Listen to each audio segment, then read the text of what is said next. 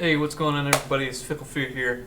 Today I'm going to be going over some pretty good monsters to start out with if you're new to the game and you're looking for a couple of rare monsters that you can get started with right away that are farmable, easy to skill up, and are good and are usable in different places. And I'll show you where I'm using some of these guys and where I think I'm going to use some of these guys later on that I probably haven't built or haven't decided to start working towards this specific goal. But anyway, let's get right into it.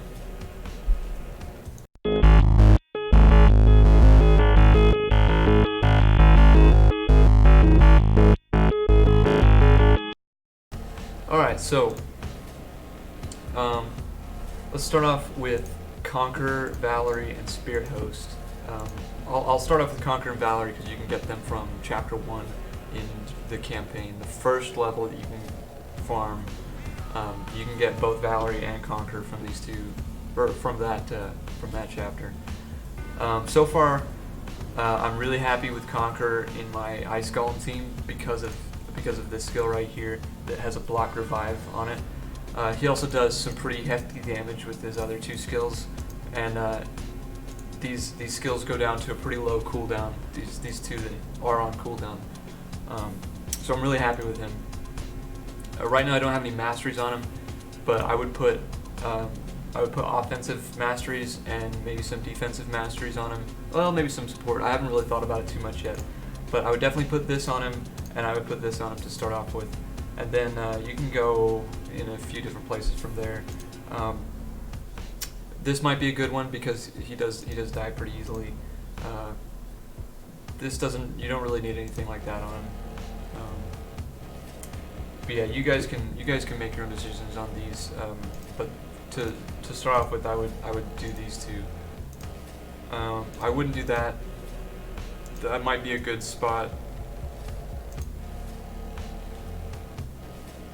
This might be pretty good, especially if you're running Valerie with him. I wouldn't do that. That might be pretty decent, some flat defense. That might be a good idea too, because he's running in a Ice Golem's team. You don't want him to be taking a bunch of AoE damage, so that might be pretty good. But I'll let you guys make your own decisions on these masteries. That's kind of where I would start with him. Second up, we've got Valerie. Now, I've already got some masteries on her, but let's start with her skills. Her skill 1 is nothing special. It's got a pretty good... I mean, it's okay. Her second skill is this increased attack skill that also decreases the duration of debuffs on your allies and increases the duration of buffs on your allies. And it goes down to a 3-turn cooldown, which is really nice.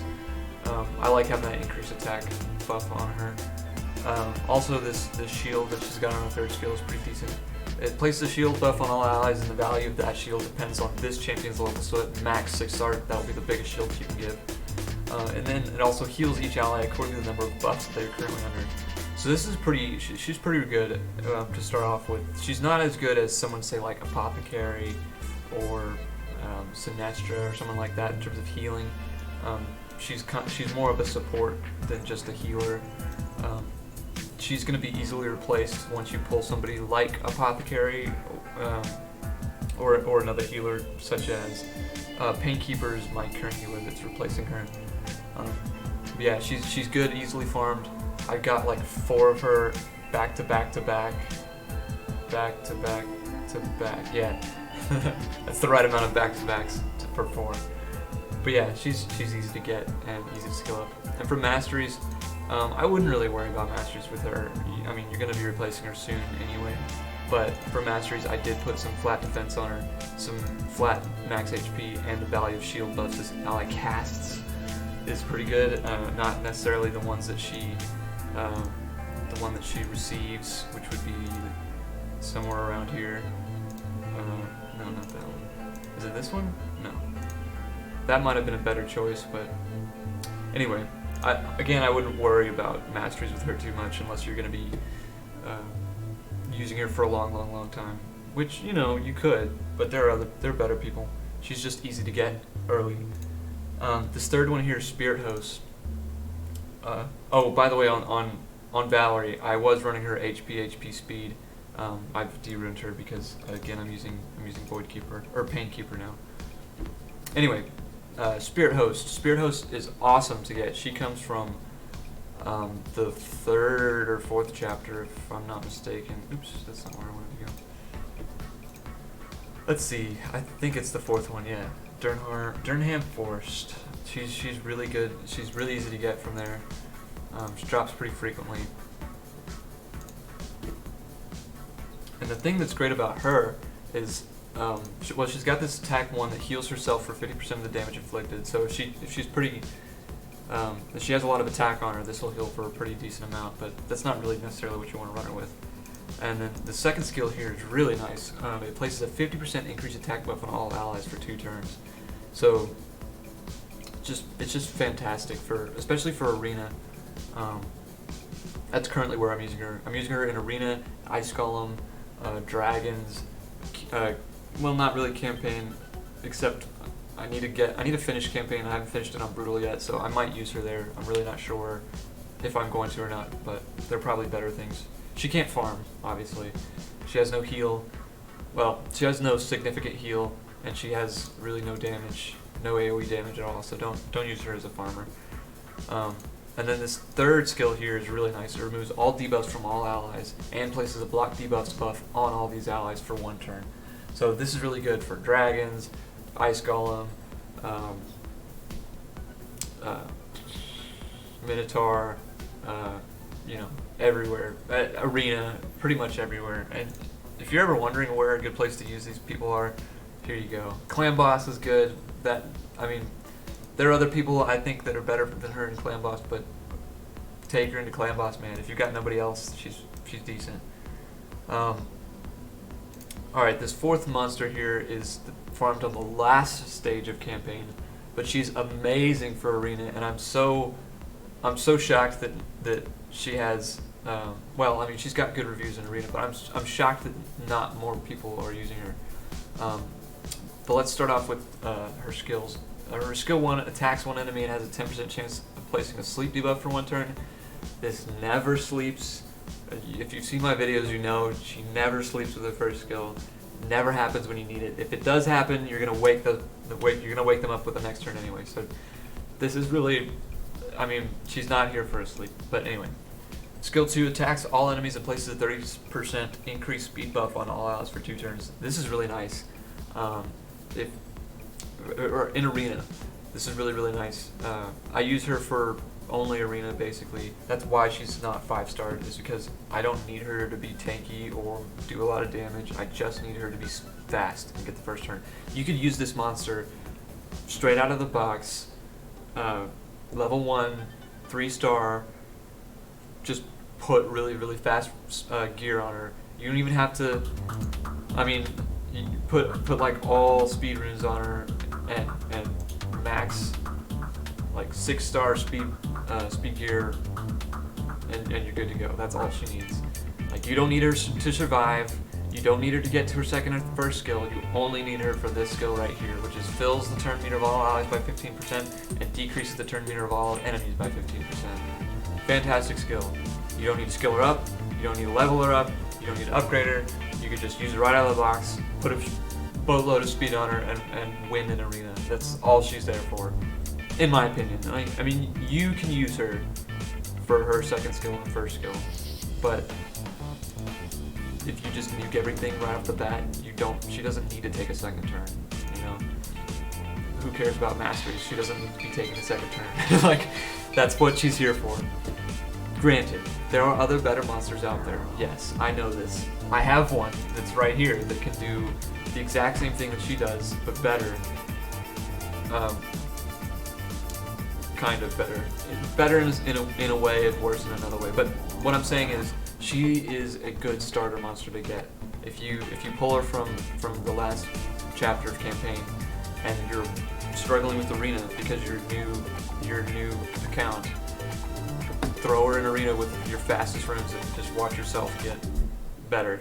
That's what she's there for, in my opinion. Alright, moving on to the next one. Why did I do that again?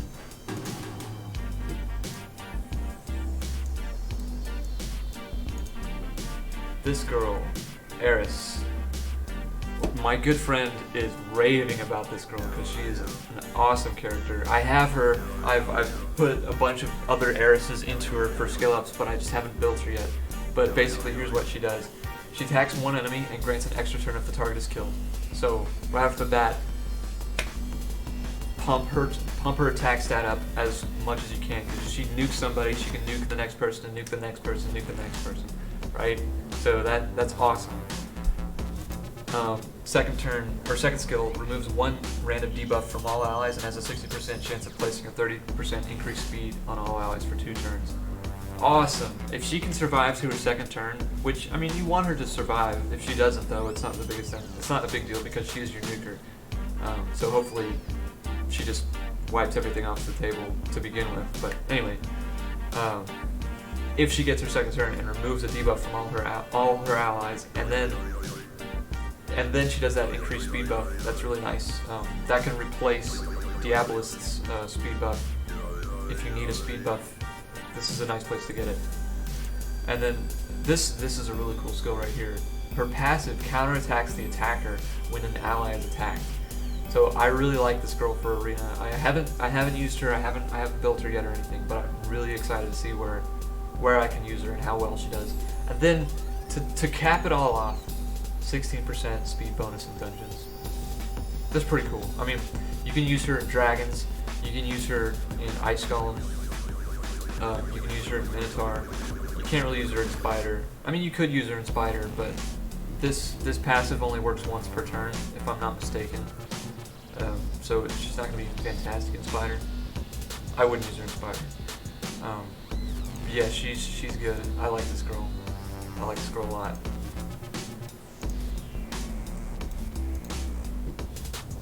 Alright, this guy right here I think is an awesome arena defense unit, and I kind of mentioned him in my last progress video, but I didn't go into depth on him. But basically what he does, with his first attack, he attacks one enemy, has a 30% chance of placing a 30% decreased speed debuff for 2 turns, and that damage is inflicted is proportional to defense. So yeah, build him really, really defense tanky. Just pump this skill up as much as you can. Having that decreased speed debuff is kind of nice too. And then second skill attacks 4 enemies at random. Each hit has a 25% chance of placing a provoke debuff for 1 turn. Places a block damage buff on this champion for 1 turn, and the damage inflicted is proportional to defense. So again, stack his defense. He'll be really good with a lot of defense. And then on top of that, this guy putting a block damage buff on himself is just awesome. You can extend that buff with Valerie if you wanted to, and just make it, you know, if he provokes everybody in an arena setting, then that's awesome, because they all hit him, they all waste their turn on him. Because he's got a block damage debuff, they're not gonna hit through that. So I really like this guy for arena defense. Or you know, arena offense he could be well, or he could do well in it, but I think arena defense is where he would really shine. It'd be kind of cool to put like 3 of these guys or 4 of these guys built in an arena defense team, just really fast and really defense tanky, and just watch them do work. Or well, you wouldn't be able to watch them do work because they're the defense. But anyway, I think that'd be an interesting way to do it. And then this passive here attacks with this champion's default skill whenever an enemy places a debuff on this champion. Awesome. Like super awesome. Every time this champion gets a debuff, he attacks. I like that a lot. Especially if you run him with a cleanser so that he can do his little passive attack and then he can get cleansed later. You know, that's kind of cool. And then he's got this 50 resist aura on him for arena, which, you know, it could be nice in certain situations. I can't really think of any off the top of my head, but yeah, I think this guy's underrated for arena defense. I think it'd be really cool, especially if you get him really early in the game, and you build him really early. I think he'd be somebody that could win you a lot of arena defense battles. Who was the other one that I wanted to mention? None of you. Nope, not you. This girl, War Maiden. War Maiden's attack 1 attacks one enemy has a 30% chance of placing a 2.5% poison debuff for 1 turn. So I'm thinking Clan Boss. Skill 2 attacks one enemy, places a 50% increased attack buff on this champion, and places an extra hit if this attack is critical. The extra hit cannot be critical. So not only is it a 50% increased attack buff, but you get to attack again on top of that if that attack is critical. I really like that. And then skill 3 attacks all enemies, has a 75% chance of placing a 60% decreased defense debuff for 2 turns, and that goes up to a 100% chance. So what's not to love about that skill? Attacks all enemies, 60% decreased defense debuff. Awesome. It goes down to 3 turn cooldown as well. So I really like this girl for arena. I like this girl for if you get her and you run her and you're trying to beat campaign. She's really good for campaign. She's really good for spider. She's really good for minotaur. She's really good for dragons. Like that skill right there is just awesome. I really like this. And you can farm her, dude. You can farm her. That's what makes her really, really good, is you can just skill her up in a day or 2 if you tried really hard and farmed all day. You can skill her up from 0 to hero in a day. That's really cool. Was there anybody else that I wanted to talk about? Not really. Oh, this guy. So, if you pull this guy, now I'm not saying this guy's amazing, but if you pull this guy, he's got this skill.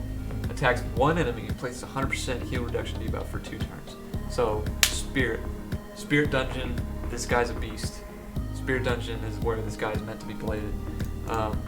Attacks one enemy, places an extra hit if it's critical. Okay. Attacks all enemies, places a 50% increased crit rate buff on all allies for 1 turn. That's actually really, really good. I like that a lot, especially if you run somebody that does other things based on whether they crit or not. This is a really cool skill. And then this is for Spirit Dungeon. Like, goes down to a 3 turn cooldown. Love it. I love it. It's awesome. Alright. Was there somebody else that I wanted to talk about?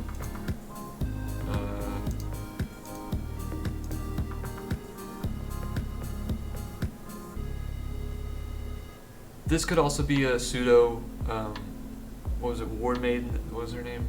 But yeah, attacks 3 times at random. Each hit has 30% chance of placing a 60% decreased defense debuff for 2 turns. I would use her for that if I used her. I don't use her. But if I had her built, that's why I would have built her, is because of this skill right here. And that also goes down to a 4 turn cooldown, which isn't too bad.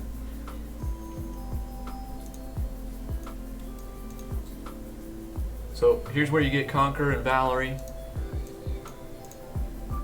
Here's where you get Spirit Host and the other food that drops from there. Here's where you get Eris, right there. Here's where you get, oh, not you, Templar. That's where you get Templar. I forgot his name for a second. Here's where you, no, not you. Where was it? Was it here? Yeah. Here's where you get War Maiden. And this guy is the last guy I wanted to talk about because I think he's super OP if you pull him early. If you pull him later, you can leave him be. But if you pull him early, if you have him, build him for farming, because that's where he shines. What he does is places a stun with his first skill, which is cool, and it's got a pretty good multiplier on it. His turn 2 attacks all enemies and decreases their turn meter by 20%, and then has a 50% chance of placing a 15% decreased speed debuff for 2 turns. And that's based on attack and defense. This is based on attack. This is based on attack and defense. So, then this also has a really good multiplier on it, and goes down to a 3 turn cooldown. So awesome. I like that a lot. And then here's where he's awesome. Places a 60% increased defense buff and a counterattack buff on this champion for 3 turns, and it goes down to a 5 turn cooldown. This is what makes him really awesome.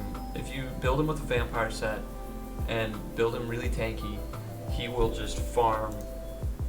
And then another, he's got a defense aura by 17% in all battles. So this guy is built to be a farmer. If you pull him early, build him for farming because he's really good for that, and he's consistent. He's really consistent. So I like this guy a lot, and you get him from the second to last stage in campaign. And then here's where you get Diabolist. I can't look at it, but that's where you get the Diabolist. Actually, here we go. Yeah, Diabolist, and then this guy. I don't really care about. Sounds fun. But yeah. So that's it for today, guys. I appreciate you guys watching. I hope you guys learned something. That's my whole goal with this kind of guide type series that I'm going to be doing. Well, I wouldn't call them series, but these videos that I'm going to be putting out in the near future that kind of give tips and tricks to Raid Shadow Legends. I want you to learn something from them. So if you are learning something from them, please leave a comment in the description, or leave a comment and then be like, hey, thanks, I didn't know about this, that, or the other thing. That would be really helpful for me to know, like, okay, I'm doing good work here. I'm not just putting a video that doesn't help anybody. And yeah, please, if you didn't know something from this video, drop a like, and that also lets me know that I'm doing a good job. But yeah, anyway, I'm gonna leave it there for now. Thanks, guys. I'll see you later. Bye.